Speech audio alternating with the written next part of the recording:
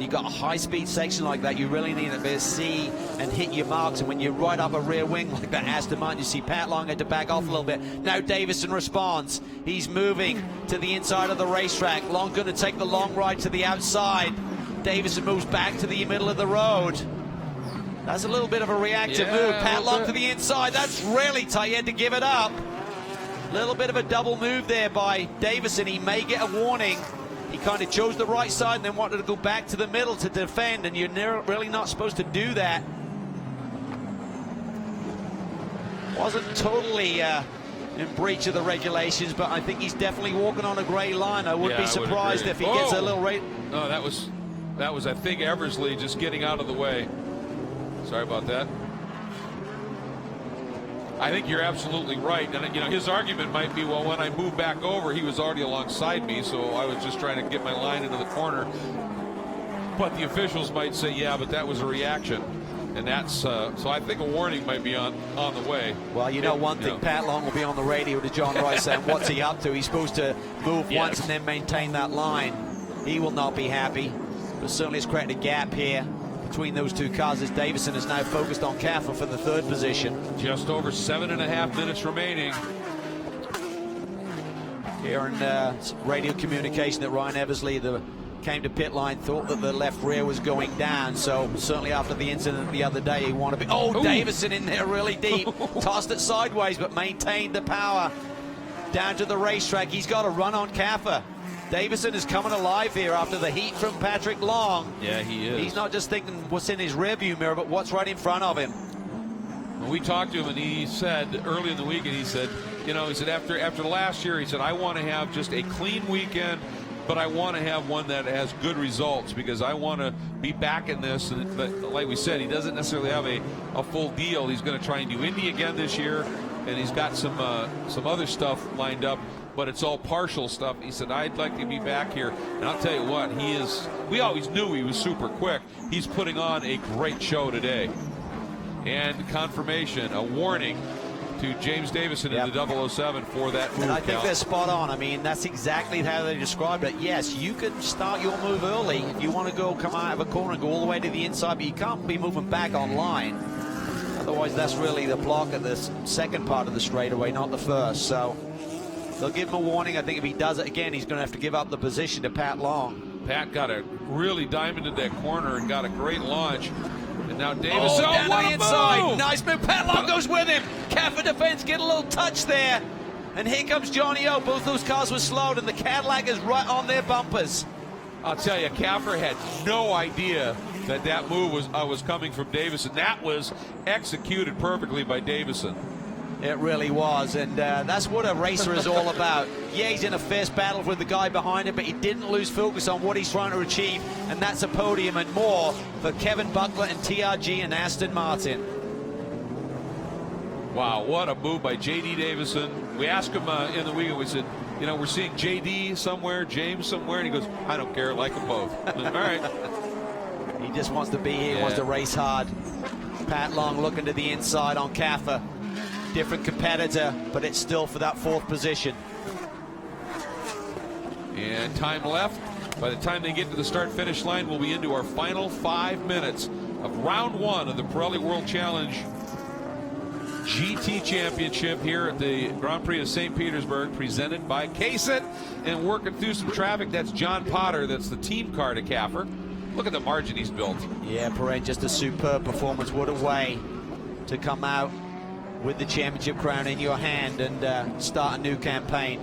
Great drive here by Peter Cox. I think the real-time team and Acura and HPD will be very satisfied with this top 10 run for Peter Cox. He's excited about this championship. He loves racing in the States.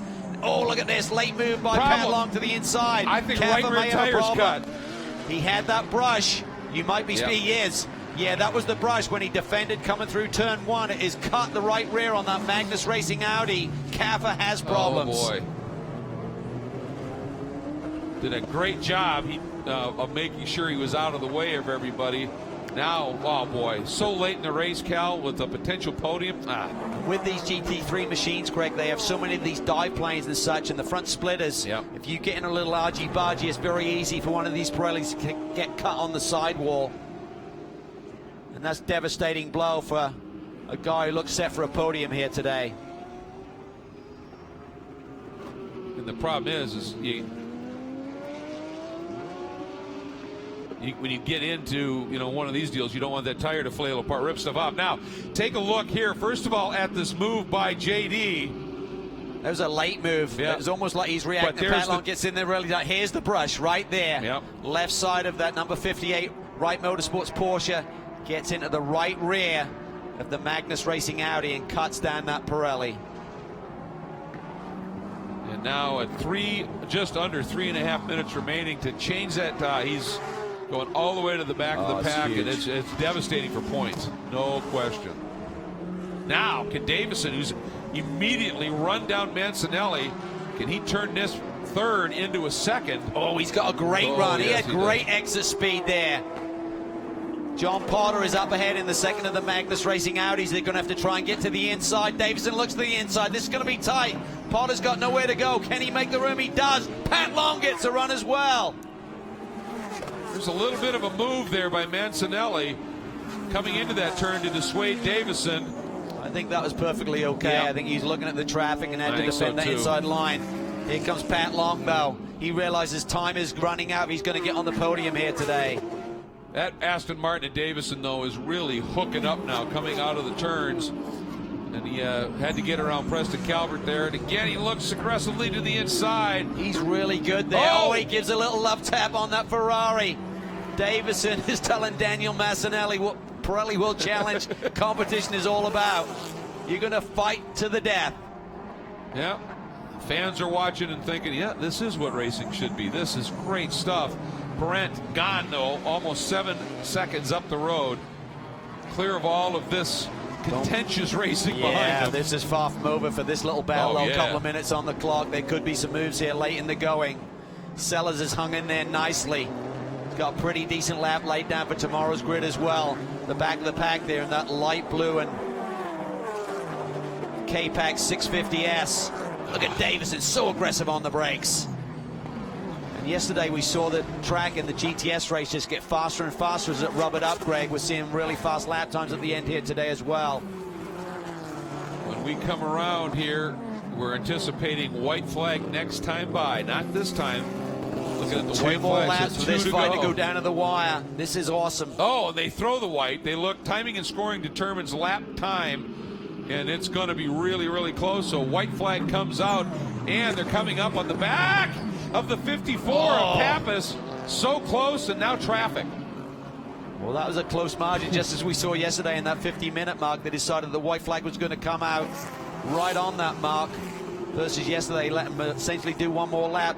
Look at O'Connell, he's got to run. Davison looks to the inside. He's going to make the move. What can Patlong do? He goes through as well. Patlong up to third. Mancinelli gets dropped 2 positions. Connell now alongside. Sellers in the mix. Here comes Riberas. Boy, Johnny wanted through too, but there's just no room for it. But opportunistic move by Long. Oh, look at O'Connell. He gets to the inside. Mancinelli goes straight. Sellers goes through. That's going to be a tough call. Mancinelli definitely got out of his rhythm, opened the door.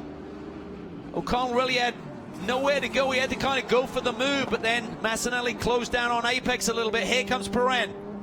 All right, here we go. Last corner onto the front straight.